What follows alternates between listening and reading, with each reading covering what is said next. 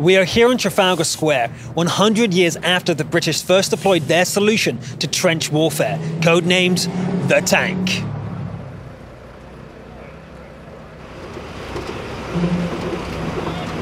To mark the occasion, crew from Wargaming and the Tank Museum were at Trafalgar Square in the early hours of the morning. Their mission? To carefully deploy a Mark IV tank into the centre of London to draw the attention of the general public to this prestigious day.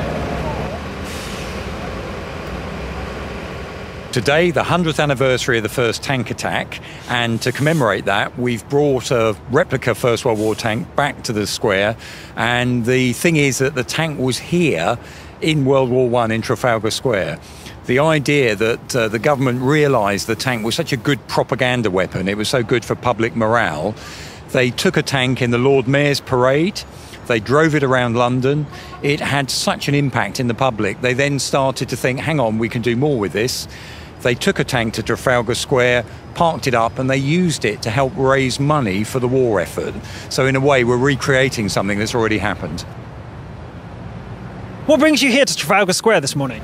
I see on Twitter this morning, one of the PR guys, or photographers for the British Army, put something about some tanks being down Trafalgar Square and something to do with the 100-year battle. I thought I'd come down and have a look. Yes, it's the 100th anniversary of the Battle of Flers, which is the first tank action. I guess it's a tank. It's a tank, yeah. Do you know why it's here, though? No. You have no idea? No. What if I said it's exactly 100 years ago today that the first tank deployed into combat? I'm speechless. I've looked into it. I know a little bit about the history of tanks. Yeah, the Battle of the Somme was exactly 100 years ago today, and that's why we have a tank here. What do you think of the tank, the Mark IV? It's brilliant. It's absolutely beautiful. I wish I could get inside it. I wanted to ask this morning, but you were all setting up and it was, just a tad busy. It is a replica, yes. I don't think it's full scale, is it? It is full scale. It is full scale. It's a lot bigger. You would imagine it's a lot bigger. It'll take 100 years. Not a clue. I live like 5 minutes away. I saw a news report this morning. I normally catch my bus directly over there. So I said, on the way to work, I will definitely have a stop and at least take like 10 minutes, just coming and seeing it. Because this is like, for me, from a nostalgia purpose, this is something I used to have replicas of this as a child. I used to play with this. So to come and see a life-size version of it, the real version of it, I couldn't miss the opportunity. So that's why I'm here. I'm guessing at 11 o'clock you're going to be at work because it's going to be driving down the street. I phoned in. I said I'm going to be late today. I had to come and see it. So we're delighted to see you here today to join us in commemorating that. And I'm also Many people spoke about what the tank meant to them, but as the midday sun was shining, it was Winston Churchill's grandson, Sir Nicholas Soames, who stole the show. On the 23rd of September 1914, Winston Churchill wrote a detailed memorandum from the Admiralty about the urgent need to develop a mechanical device to influence and move trench warfare on. By the end of that month, Churchill, having enlisted the help of the Duke of Westminster, who was an officer in the Armoured Car Division of the Royal Naval Air Service, and other officers, started to drive forward this plan with great vigour. Ladies and gentlemen, 100 years on, we should honour the memory of those who developed these extraordinary weapons and the immense sacrifice in 2 world wars by those who fought in tanks and changed the face of battle forever.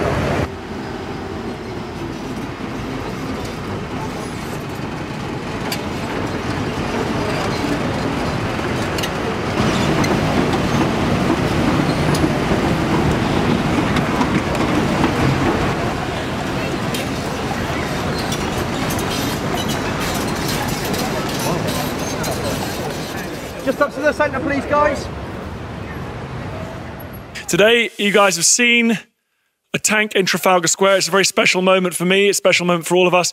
Trafalgar Square, for those of you who don't know, is the heart of our national life. It's where we come together to party. It's where we come together to protest. It's where we come together to mourn and celebrate and commemorate. And today we're commemorating one of the most important British innovations in our history. the birth of the tank, its arrival on the battlefield in 1916. They go on, of course, to dominate warfare in the 20th century. I've read a lot of letters that have been written by the German soldiers. They found these tanks terrifying. They'd never seen anything like it. These lumbering beasts coming towards them, inexorable, charging across the battlefield. So for both sides, the tank loomed very large. In World of Tanks, we're celebrating this great date, so 100 years anniversary of the first tank battle in all the platforms. On World of Tanks PC, just today, the special event started called Convoy. On consoles, we also have started today a special event called Trench Warfare, where players will drive actual Mark 1s. There will be as well a special map created specifically for commemorating one of the big battles of the First World War. In World of Tanks Blitz, they will start the event at 19th of September, quite soon, and players will have to drive Mark 1 tanks fighting against each other, and we really want to attract them to participate in the celebration of this event. In 3, 2, 1. Let's go. Papier, get it. Where? Do you actually know what you're doing? Yes. Penetration, my favourite word.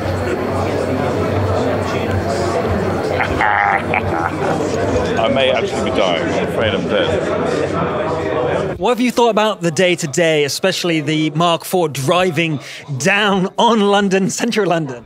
It's ridiculous. I'm not sure if in any conflict tanks were ever in London. I'm pretty sure they weren't. I'd need to double check that, but I'm pretty sure they weren't. So to actually see tanks, and particularly of that age in London, is really quite marvellous.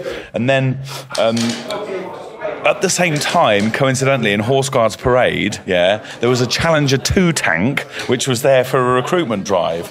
And so then we thought on our feet and had the Mark 1 tank replica delivered to Horse Guards Parade, and then you literally had the Mark 1 tank next to the Challenger 2. Like 100 years of tanks, the A to Z of British tanks were right there. And so that was the point that I whipped a tear from my eye. It was amazing.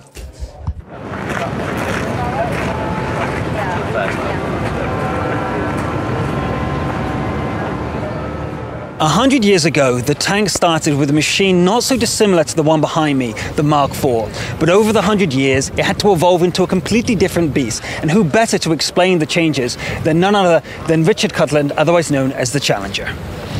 Hi Luke, I mean, where do you even start to go to do the comparisons to that? There is no comparison. And of course what we have to appreciate is that the Mark IV, one of the first ever vehicles was there, and its intention of it on the battlefield was to cross obstacles. That was what it was all about. The great comparison now, of course, just behind us we've got the latest British main battle tank, the Challenger 2, the last tank I ever served on. The differences between it are absolutely vast. I mean, we're talking about digitisation, firepower, protection, mobility. From a crew perspective, I mean, I have to appreciate that what it must have been like to serve inside the Mark IV must have been horrific. And today is a very poignant day for me. Of course, we're not only paying tribute to 100 years of some amazing advances in technology, but also we're paying tribute to the men that served on these particular vehicles. And really, just to finish off the day as well, I want to pay my very personal respects to the guys who are still serving today on the Challenger 2, and throughout the world, of course.